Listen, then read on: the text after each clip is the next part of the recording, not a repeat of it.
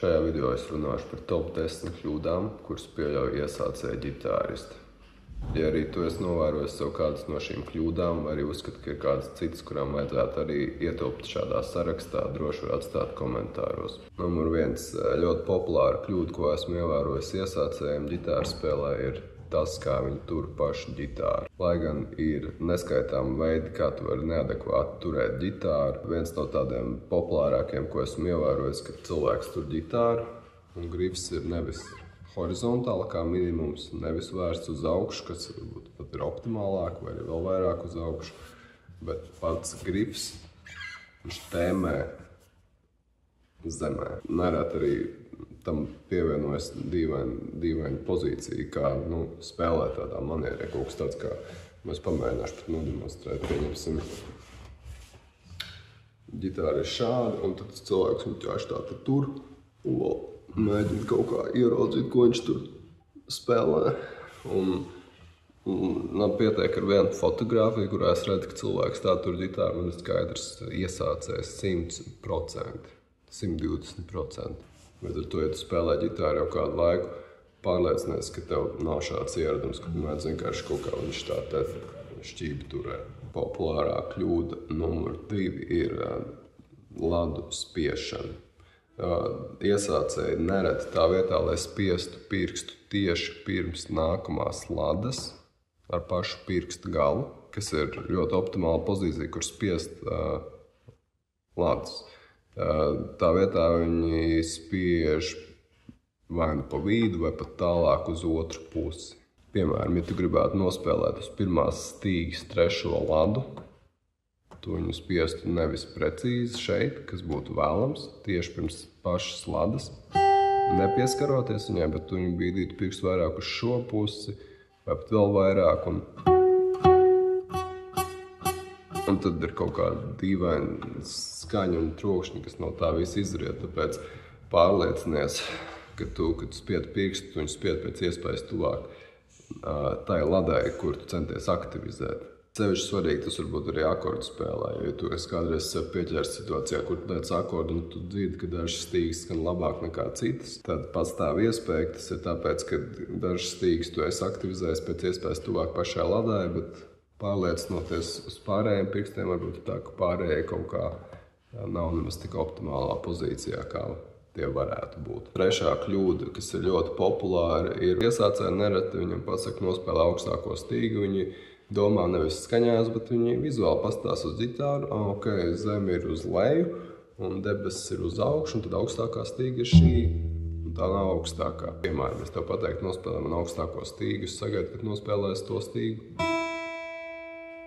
kur skan visaugstāk. Ja tev ir standarta skaņojuma ģitāra, tad tas nozīmē, ka tu nospēlē pirmo stīgu. Šī pirmā ir visaugstāk skanošā. Lai nepieļautu šādu tipisku iesācēju kļūdu, pārliecinies jau no paša sākuma, ka tu domā kā mūziķis. Mūziķi domā skaņās. 4. populārā kļūda ir saistīta ar ģitāras skaņošanu, un no tā izriet vairākas pozīcijas. Pirmā būtu tāda, ka, ja tu atnāc kādreiz uz nodarbību, vai arī tu esi gatavs spēlēt koncertu, pirms tu to dari, ir vēlams pārliecināties, jebkurā gadījumā, ka tavs instruments ir noskaņots. Un, ja tu to nedari, tad es teiktu, ka tas jau ir savā mērā kā indikators tam, ka tev nav, teiksim tā, šī darba ētika tādā punktā, kur tu jau profesionāli centies pārliecināties, vai tavu ģitāra ir, labskanīga, viņa ir efektīvi noskaņota. Tāpat kā profesionāls sportists var diezgan viegli atpazīt pēc tā, kā viņi iesildās.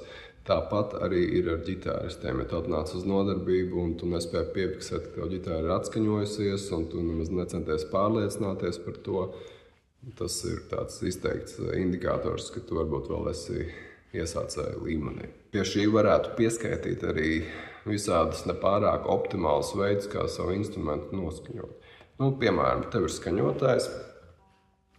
Tas, ko tu varētu darīt, tu viņu vai nu uzliec šeit virsū, ja tev ir klipšu skaņotājs. Vai arī, ja tev ir, piemēram, skaņotājs kaut vai telefonā, vai arī kastīti, tu viņu noliec sev priekšā, un tad tu skaties, un tu spēlē noti, un skaties, ko skaņotājs tev rāda, un tad ar šo roku tu korģē, tu vajag augstāk vai zemāk. Bet ir tāds cits variants, ko esmu redzējis, ka cilvēks dara tā, viņš tur rokās, viņš tur rokā šo skaņotāju, nevis kaut kur noliec, bet vienu rokā viņš aizņem turot, un tad viņš nospēlē, apstādina, tad pagriež, nedzirdot konkrēti kā kas mainās, bet tad atkal nospēlē, pastāst, ko skaņotājs rāda, atkal pagriež. Tās variācijas var būt dažādas, varbūt tur šitā un tad ar otru roku vai vienalga kas, bet restīvi tas, ka tu arī skaņo pašu instrumentu, tu to dari ļoti lēnām vai neefektīvi, vai arī reizēm pat vienkārši neķer kaut kādas primitīvas lietas, piemēram, ja tev ir sastāstīga ar nots mi, kas ir burts E, bet viņi noskaņo kā E bemol, kas ir mi bemol, tās nav viens un tās pašas nots, tā ir mi bemol ir pustoni zemāk nekā mi. Un tad it kā visas stīgas tev normāli noskaņotas, bet kaut kā mistiski viena tev noskaņot kā mi bemol. Vai arī reizēm skaņotājā ja visi skaņojas pēc 440 taksu frekvences, un tu esi pēkšņi kaut ko sabakstījis savu skaņotājā, un tas uzlicis, piemēram, ka tev ir kaut kāds 432 vai kaut kāda cita taksu frekvences, un tad noskaņojas tik un tā. Un varbūt pat nepiefiksēja, ka tev neskan tik precīzi.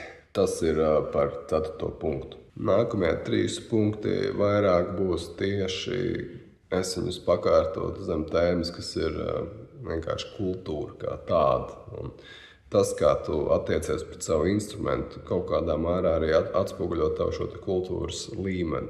Un varbūt tas nav raksturīgi tikai iesācējiem, tur ir atradījis kāds ģitārists, kur jau ilgāk spēlē un pieļauj šīs kļūdas, tad tas, jebkurā gadījumā, ir, manuprāt, indikators šeit cilvēku attīstības kultūrai. Varbūt, ja tu esi atsevišķā subkultūrā, kur tas ir pat kā žests, piemēram, nezinu, tu esi tāds ritīgais true punk rockers, to var saprast, ja tu apzināti dari kādas no šīm lietām. Un tā, bet, ja tu vienkārši esi basic džeks no rajona ar vāju kultūru, tad tajā mirklī nē. Tad kas ir šīs lietas? 5., 6. un 7. punkts būs tieši par to.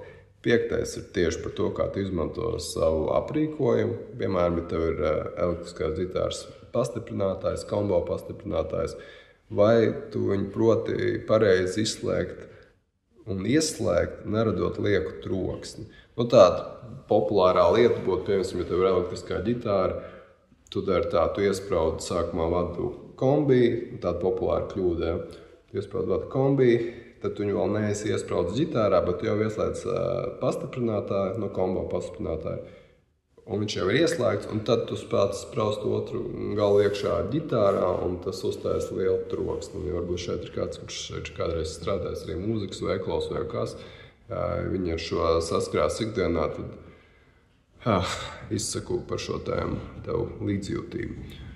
Un tas troksnis, kas no tā ģenerējās, viņš nav patīkams dzirdēji, un ja to kompis ir skaļi uzgriezt, tas varbūt arī ir pat, kaut kas negatīvs, ko tu vispār atstāji savu dzirdi, kā arī uz pašu pastiprinātāju skaļu, jo tu uz viņu izdari lielu spiedienu.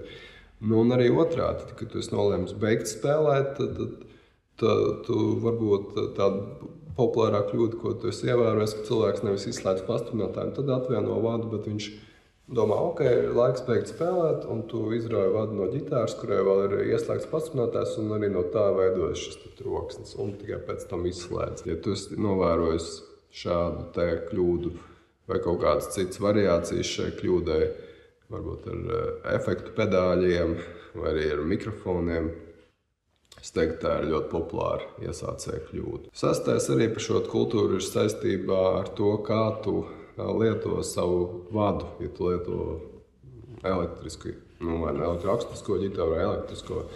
Ja, piemēram, tu vadu vispār netini un tu izvelc no savas summas tādu kā bumbu ārā, kas es pat nezinu, kas tas tāds ir, tas būtu indikators, manuprāt, sliktai kultūrai, ka tu nerūpējies par savu aprīkojumu.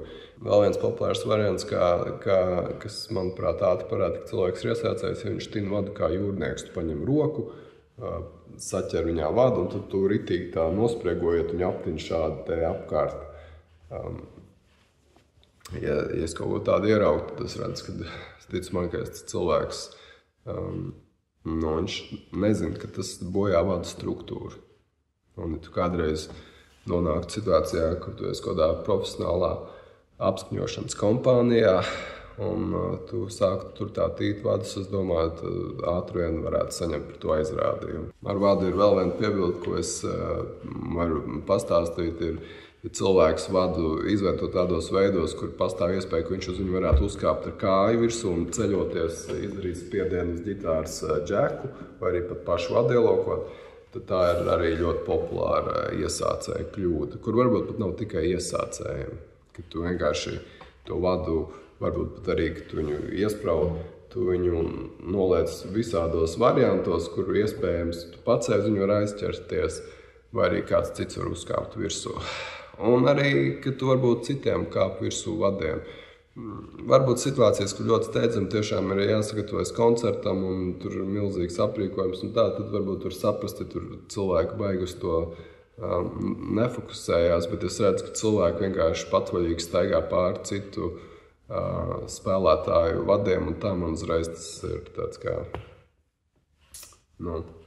indikators, kad viņš nav īsti, kāda pasaka, es uzskatu, ka tas ir indikators tomēr par cilvēku šo kultūrālo attīstību. Līdz tikai, piemēram, autobusā sēstos un tu redzētu, ka uz tās vietas, kur sēsties ir cepuri, kur ir nolicis kāds blakus sēdētājs, tu nesēstos tai cepurei virsū. Un šeit arī tas pats ir, ka tev, ja tu esi kā ģitārists, tad pārliecinies, ka savu vadu sliec izvieto tādos veidos, kur viņi tev netraucē un citiem, cik tas ir iespējams. Nevienmēr tas citu ir iespējams. Līdz ar to, ja tu esi ģitārists, pārliecinies, ka tu rūpējies par savu vadu, ka tu viņu metini kā jūrnieks vai bumbā un ka tu viņu neizvieto veidos, kur tu staucē tev vai arī pārējiem. 7. kļūda. Ļoti populāra ir tas, kā tu attiecies pret savu instrumentu. Tavu ģitāra ir tavs instruments. Ja es redzu, pieņemsim, ka cilvēks savu instrumentu liek uz grīdas, tas uzreiz parāda, ka viņam nav šī profesionāla attieksme pret savu instrumentu. Burtiski tu paņem un noliec savu instrumentu uz virsmas, pa kuru citu cilvēku staigā ar savām kājām. Tas nav korekti.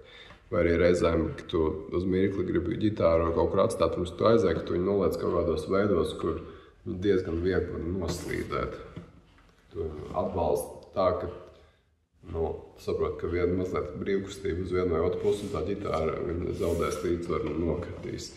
Reizēm cilvēki viņu balansē šādi, ka tu viņu noliec vertikāli uz zemes, šādi te un viņi it kā stāv. Vai arī tic tam vai ne, ir cilvēki, un es nejokoju, kas savu ģitāru nesā apkārt bez atbilstošas somas vai cietā keisa. Vienkārši paņem ģitāru, kā sprīdītis paņem lāpstu un dodās laimi meklēt. Un ģitāra ir instruments, kas ir, viņš var reaģēt uz laikapstākļu ietekmi. Un ja tu viņu nesargā no temperatūras izmaiņām pat tik ļoti, ka tu vienkārši staigājies brīvi apkārt, nezinu tev vai būs lietas vai nē, un šim temperatūras izmaiņām pakļauj. Varbūt uz ļoti ilgu laiku arī atstāja savā mašīnas bagāžniekā augstumā un tā, tad es teiktu, ka šīs ir tādas indikācijas, kuras nereti var novērot iesācējiem. Jā, varbūt ik pa laikam jau cilvēki arī, kas ilgāk spēlē šīm lietām, grēko, tāda ir šī cilvēku daba, un varbūt tev ir kaut kāds backup instruments, kurš tev nav tik svarīgs, un tu vienkārši tāpat turi ērtības pēc kaut kur, tas ir saprotams, bet šī tomēr ir diezgan populāra kļūda, respektīvi tas, kā tu izturies pret savu instrumentu. 8. populārā kļūda, ko es novēroju, ir vairāk ar spēlēšanu saistīta, respektīvi cilvēkam ir tendence steigties un ātrāk iegūt rezultātu nekā viņa šī kompetence atļauj. Pieņemsim, ka tu mācies kādu uzdevumu, mažoru gammu.